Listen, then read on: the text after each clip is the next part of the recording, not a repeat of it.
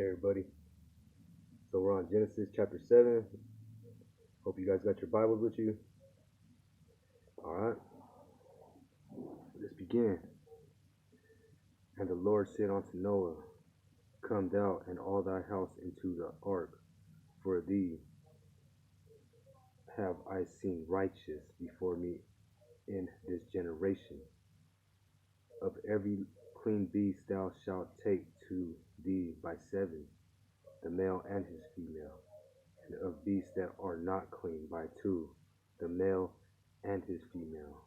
Of fowls also of the air by 7s, the male and the female, to keep seed alive upon the face of all the earth, for yet 7 days, and I will cause it to rain upon the earth 40 days and 40 nights, and every living substance that I have made will I destroy from off the face of the earth. And Noah did according unto all that the Lord commanded him. And Noah was 600 years old when the flood of waters was upon the earth. And Noah went in, and his sons, and his wife, and his sons' wives with him into the ark, because of the waters of the flood, of clean beasts, and of beasts that are not clean, and of fowls, and of every thing that creepeth upon the earth. There went in 2 and 2 unto Noah into the ark, the male and the female, as God had commanded Noah. And it came to pass after 7 days that the waters of the flood were upon the earth. The 600th year of Noah's life, in the 2nd month, the 17th day of the month, the same day were all the fountains of the great deep broken up. The windows of heaven were opened, and the rain was upon the earth 40 days and 40 nights. In the south same day entered Noah, Shem, and Ham, and Japheth, the sons of Noah, and Noah's wife, and the 3 wives of his sons with them into the ark, they and every beast after his kind, and all the cattle after their kind, and every creeping thing that creepeth upon the earth after his kind, and every fowl after his kind, every bird of every sort. And they went in unto Noah into the ark, 2 and 2 of all flesh, wherein is the breath of life. And they that went in male and female of all flesh, as God had commanded him. And the Lord shut him in. And the flood was 40 days upon the earth, and the waters increased and bare up the ark, and it was lifted up above the earth. And the waters prevailed, and were increased greatly upon the earth, and the ark went upon the face of the waters, and the waters prevailed exceedingly upon the earth, and all the high hills that were under the whole heaven were covered. 15 cubits upward did the waters prevail, and the mountains were covered. And all flesh died that moved upon the earth, both of fowl and of cattle and of beasts and of every creeping thing that creepeth upon the earth, and every man, all in whose nostrils was the breath of life. And all that was in the dry land died, and every living substance was destroyed which was upon the face of the ground, both man and cattle, and the creeping things, and the fowl of the heaven, and they were destroyed from the earth. And Noah only remained alive, and they that were with him in the ark. And the waters prevailed upon the earth 150 days. Alright, chapter 8. You guys ready? And God remembered Noah, and every living thing, and all the cattle that was with him in the ark. And God made a wind to pass over the earth, and the waters assuaged.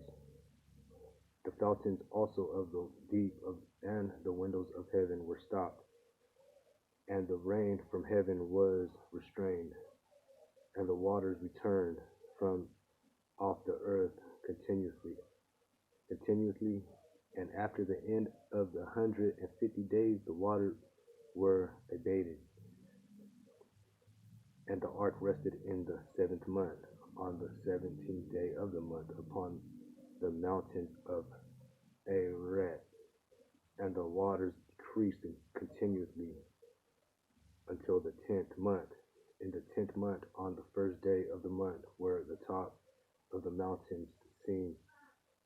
And it came to pass at the end of the 40 days that Noah opened the window of the ark which he had made, and he sent forth a raven, which went forth to and fro until the waters were dried up from off the earth.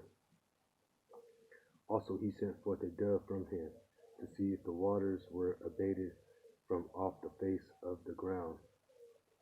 But the dove found no rest for the sole of her foot, and she returned unto him into the ark, for the waters were on the face of the whole earth. Then he put forth his hand and took her and pulled her unto him into the ark, and he stayed yet another 7 days. And again he sent forth the dove out of the ark, and the dove came in to him in the evening, and lo, in her mouth was an olive leaf plucked off. So Noah knew that the waters were abated from off the earth, and he stayed yet another 7 days, and sent forth the dove, which returned not again unto him any more. And it came to pass in the 601st year, in the first month, the first day of the month, the waters were dried up from off the earth. And Noah removed the covering of the ark, and looked, and behold, the face of the ground was dry. And in the 2nd month, on the 27th day of the month, was the earth dried. And God spake unto Noah, saying, Go forth of the ark, thou and thy wife, and thy sons' wives with thee. Bring forth with thee every living thing that is with thee, of all flesh, both of fowl and of cattle, and of every creeping thing that creepeth upon the earth, that they may breed abundantly in the earth, and be fruitful and multiply upon the earth. And Noah went forth, and his sons and his wives, and his sons' wives with him, every beast, every creeping thing, every fowl, and whatsoever creepeth upon the earth after their kind went forth out of the ark. And Noah builded an altar unto the Lord, and took of every clean beast and of every clean fowl, and offered burnt offerings unto the altar. And the Lord smelled a sweet savor. And the Lord said in his heart, I will not again curse the ground any more for man's sake, for the imagination of man's heart is evil from his youth. Neither will I again smite any more everything living, as I have done, while the earth remaineth, seed time and harvest, and cold and heat, and summer and winter, and day and night shall not cease. Yep, that was chapter 8, everybody. So we're going to move on to chapters 9, but not right now at this moment, but very soon. I love you guys. I'm saying, my prayers are with you. I know your prayers are with me. I can feel them.